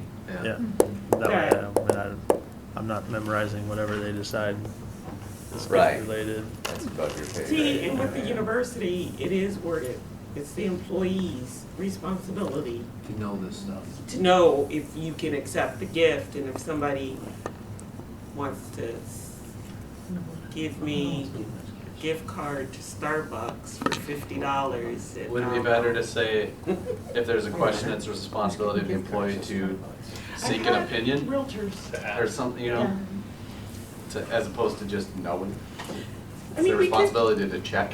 Yeah. Okay, yeah, Something to that effect. Doesn't matter. to check with their administrator. Because getting to the point, it could be a para and their can't say supervisor. because- Mm-hmm. So.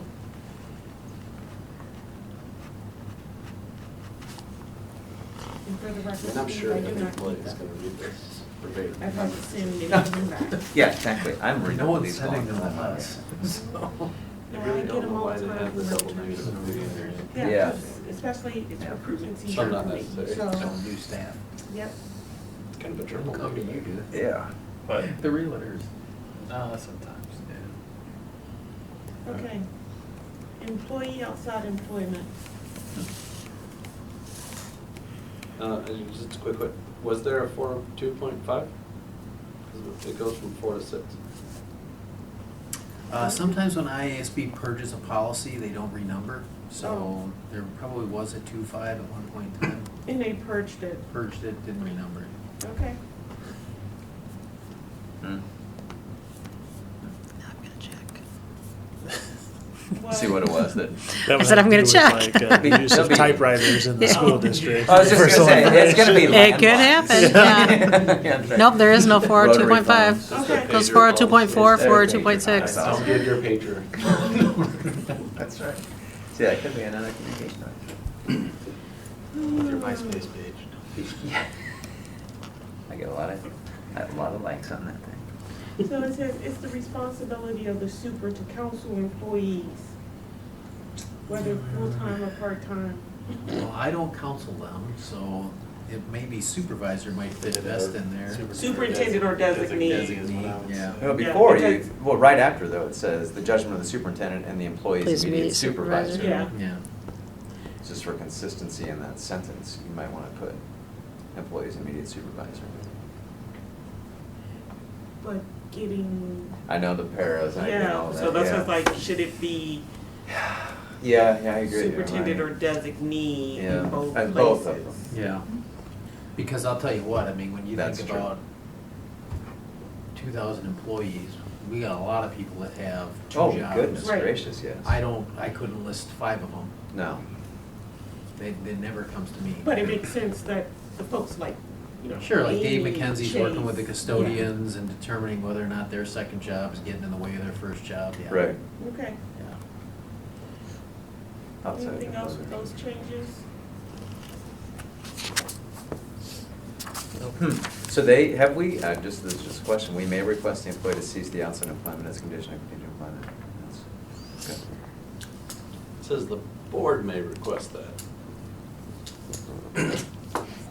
I'm not gonna ask a pair to Right, stop doing a stop second working their job. third Nor have I ever, Yeah. actually, I it's just never think even like- been brought, in 10 years, I haven't had Well- a single department person ever bring You- someone to me. It depends on what their second or third job is. Maybe it's something that you don't. I would just change No, I the see what language. you're saying. So Yeah, there could come a point where the There board you was go. like, hey, Yeah, this is not. Either I stop get- doing But I Yeah, think he's yeah. getting to It's the the point fact that that it it says says the board. board. I would say it may be requested of the employee. Yeah. Yeah, not the, from the board, Leave it open to who might request that. yeah. HR. Well, it starts with the board believes the primary responsibility of employees. Yeah.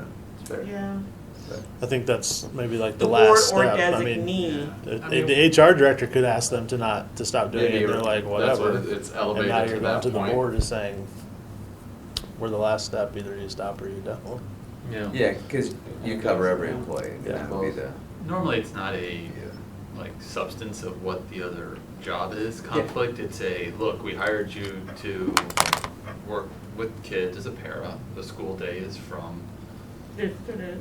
you know, right?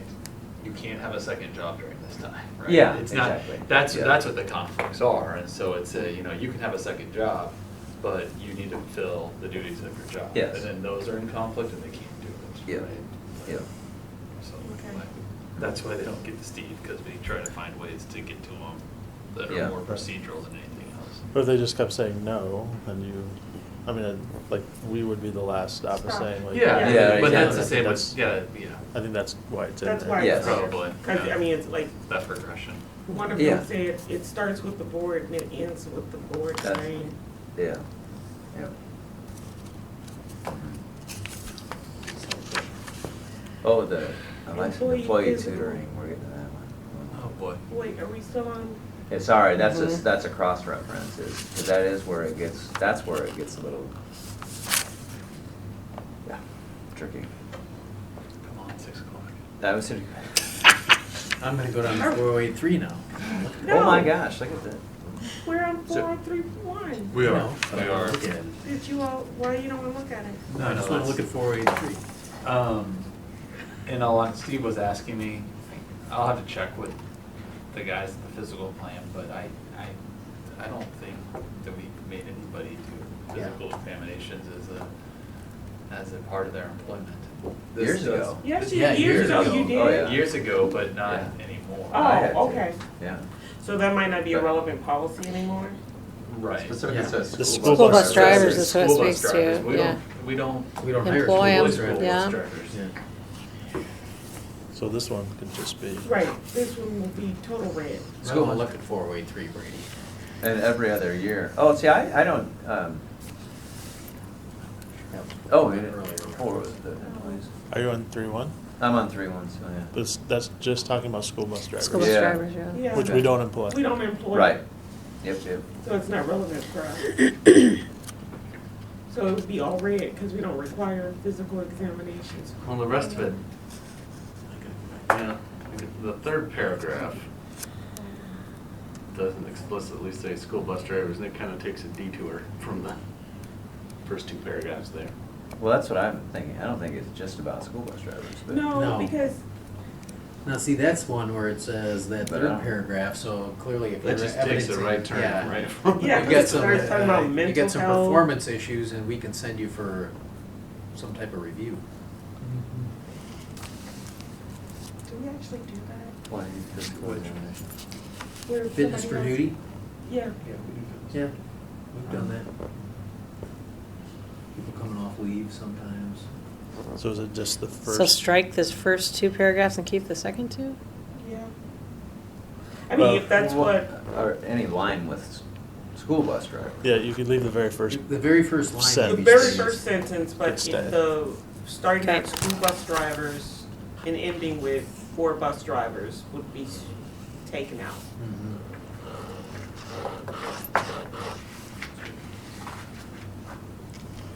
Okay. And that came out of the CNAs, right? The physical. Yeah, I don't think it's, I mean, the health provision's Right. 29, Brady.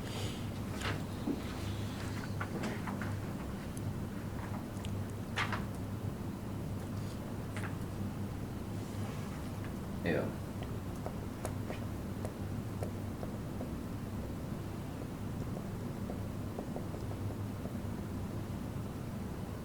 We still make, I think we still make staff get a TB test. I would- Yeah, and that's what it talks about in the negotiated agreement, is that. Wait, what staff though? This is, well, it's part of our onboarding packet, part of our orientation, but it's specifically in the teacher negotiated agreement. The certificate from his or her position stating that the individual has been examined by the physician and found to be free of contagious disease, Mhm. particularly tuberculosis. That goes to fitness of duty, Right, so yeah. that'll be covered. Okay. Employee injury, let's do 10 more before 6 o'clock. This one needs to be changed, all the supervisors need to be changed, is that to whatever we're using? Mm-hmm.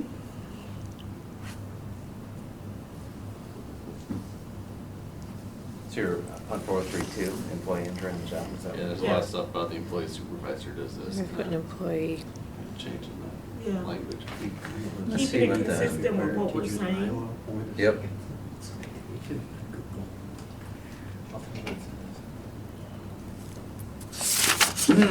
So besides changing the language, keeping it consistent, any other issues Well, the there? 3rd paragraph, it's a responsibility of the employee injured on the job to inform the superintendent within 24 hours of the occurrence. We wanted to inform HR. Okay. And is the last paragraph sentence correct? It's a responsibility of HR. HR. To file HR. workers' comp claims. There we go. So, is there fun? Yeah, that third paragraph is weird, because it's saying the employee has to inform, you can change superintendent to whatever, HR. that it happened, and then the employee supervisor also has to fill out a File the report within accident 20, report. Uh-huh. that, Yeah, we need. would not filling out the report also then inform that it happened? I mean, like, I have, it seems Yeah. like 2 sentences that accomplish the exact same thing. Well, one's, go ahead. because if we change, you're saying because we change superintendent to whatever it is, HR. HR, right? Yeah. So that first line, it's going, the employee is going to contact HR and inform them, but it's still up to the immediate supervisor to do their accident report, because we're not asking the employee to fill out the accident report. I'm just saying, if the time frame is 24 hours, if you have to fill out an accident report regardless, and turn it in within 24 hours, why would the employee also need to Because it might be report some the- implications for FMLA or workers' comp, I mean, And we want to help direct the care. Are you saying Yeah. because it's the same time? Is that what you're thinking? Well, yeah, I mean, You have 24 hours. You could, like, if I'm your supervisor, you have 24 hours to report it to me. Once you report it to me, I then have 24 hours to tell Chase or whoever. to do the The accident form, form, yeah.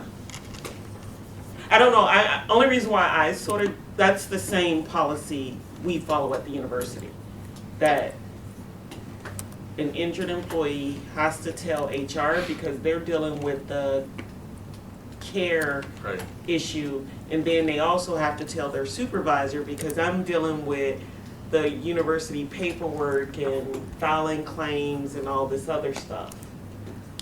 I don't know. Vice versa. I don't know, it just makes sense to me. But I get what you're saying, why, if I just tell my supervisor, why wouldn't that trigger HR to reach out to me? Because that's what you're saying. well, yeah, that seems like two different people are communicating that the same thing happened. One's just in a more formal fashion than the other, but it's the same information they passed. What? But the communications with those individuals are different to the employee as opposed to the supervisor. Because the employee, you want to contact HR so that they need to go seek medical treatment. We can tell them exactly where to go. And so we want to make sure we have that. If they just go to the hospital without contacting HR and then we get the report from the supervisor later, there's going to be some added steps. Well, yeah, I think I'm getting hung up on the timing of it because Yeah. I'm at work, I fall off the playground, break my foot, Yeah. I go to the hospital, I come home after being treated, I then go tell my supervisor, hey, by the way, no, I'm not, they already know, right? It already happened, they already know that it happened. And then I'm Well, responsible for telling you somebody could- else, and then somebody else is already filling out. You could get hurt on the playground and stay at work all day and then decide that you want to go in and get it checked out, Yeah. so you didn't leave, so they may not know. And now you went to the hospital to get your foot checked out for something that happened at work and no one knew about. Right? That's kind of what's getting Where are at. the reports going to? Sorry, so they're both going to HR? No, one is, well, the employee is talking to two people, HR and their supervisor. Yep. And the supervisor then fills out the report that I guess lands with HR. Right. But HR, I don't know how to explain it, Chase, take it away. No, you're saying that. Okay, and HR is then communicating with the employee more on the care level. Yeah. Making sure that they went to the right place for care, seeing if there's any work modifications needed in order to return back to work depending on their injury. The supervisor is just there so the employee doesn't have to sit there and do that stupid form. I'm sorry, that form that requires what happened, who knew, what did you do with the employee, who's covering this. I've never thought about it at the para and teacher level, so like when a principal gets injured, I get the public school works report. So if a teacher or para in their building gets Yeah, injured, they're filling that's out the what I public meant. school works report for them? Or are they doing it themselves? The principal should be doing this. Okay, I didn't know that. I guess I never thought of it actually. So it's the responsibility, okay, so the employee, so the teacher or para who gets hurt and is taken to the hospital, they have 24 hours to report to you, to HR, to HR. I mean, it's And- one of those policies where. I mean, obviously, if they're Enforce that. seriously injured, right, and you're going, well, okay. I mean, but most of the time, if they're being taken away by somebody else, the building principal knows, so, I mean. Yeah. We've just been in times where we've all been going like, what happened and how are they? And you don't know the severity. So to rewind, are we Yeah. just changing that, the first sentence of the third paragraph that inform HR and their supervisor, or what? Because they're not gonna call up Steve and say, hey, by the way, I was hurt. Right. They No, don't right it's now, not- I can tell you that. It's Yeah. not Steve, it's HR and their supervisor. Right? Right. mean, I think that, I understand what Sean's saying, and really, that report is what we try to use to help support the employee with the care they're getting. We're working with work comp and things like that. So technically, you're right. If the employee comes to us, we don't need that report within 24 hours, but we do need it Yeah. to help move the process along. And so I think that's probably why it's in there more than anything, is just to make sure it gets to HR. Is the principal telling Kind of them, like a routing process. is the principal telling the employee, you know, where to go? I'm like- supposed to. Okay. Probably tell them to contact HR. Contact HR and then. Yeah, make sure they- that has been more of the issue, Yeah. is then when you go back on the comp level after Right. the fact, is that they didn't go to the specified, care providers Mhm. for no fault of anybody, it just, So should it say HR and administrator, not supervisor? In either of those? Yeah, because you don't spots? want them to just go to a supervisor. Yeah. So keeping consistent with the wording Yeah, previously. change that's right. Anywhere it says Mhm. supervisor, you change. the employee supervisor. I circled them, Yeah, yeah, it's she, administrator, anywhere yeah. it says supervisor, she's been. It's funny, I was looking at the para negotiated agreement, and now we had to strike a lot of this language just because it's now excluded, but supervisor was the term we used. I mean, it's probably the old school term, but certainly lived in our I don't know what the contract for a long time. specific form thing that you mentioned, but if you're, if you think that, depending on how you define it, right, the teacher is the para's supervisor in the moment, is the teacher gonna fill out that report? No. It should be No, the we principal. usually have No, the, that'd be- I think, yeah. So that's why I think the word's meaningful there. Yeah, I agree with you, yeah. Except for when it's physical plant, I mean, they don't call Dwayne the Administrator. administrator. But we define him as an administrator because he's part of administrative council. That's Okay. how I would say that. And So who would be the administrators within the physical plant group then? Dwayne, Dwayne. Jeff, Dave McKenzie. Dave McKenzie, yeah. Then Allison would be the one in food So service. custodian gets injured at West, they're to contact one of them and not the lead Oh, really? custodian. Amy opened the door, I'm just walking through it. We just say and administrator. Right. One of the two. Any old I'm administrator. asking that, I mean, it's a Because- legit question though, because that's probably your more with that realistic logic, if interest. a building custodian gets hurt at West, they might decide to email Greg. Which is fine. Right, so, but it still falls under that umbrella of administrator. Yeah, And Greg will look at it and say, oh, what are you telling me for? And he'll send it to the yeah, right administrator. okay. And on that note, it's 6:01. It's hard to set our next meeting until I know who's actually going to be back at the table. So we'll put a question mark there. You can't change now. I know, so, I but, mean, these are, eventually these are gonna be like, hey, we're gonna meet for coffee and go over these and discuss these policies. I mean, that's what it feels like, because we're not getting very far. Hey, now. You just want a Yeah. marathon Pages meeting, in. is that what you're asking? I for? know. Page 40. We made it. We did. We started on 40, granted. Yeah. We got to do some big ones. So, tonight, though, okay. I have to admit.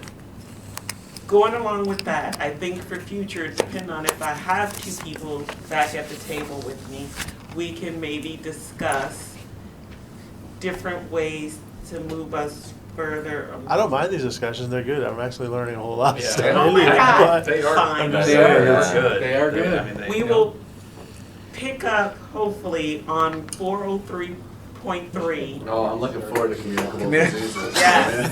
I wonder who was So gonna say is it out loud. there, let's get out of here. Is there a motion? I move that we adjourn. Yep. Just a minute. Okay, second. Okay. All in favor, yay. We adjourn at 6:02. Adjourn at 6:02. Adjourn at 6:02. Adjourn at 6:02. Adjourn at 6:02. Adjourn at 6:02. Adjourn at 6:02. Adjourn at 6:02. Adjourn at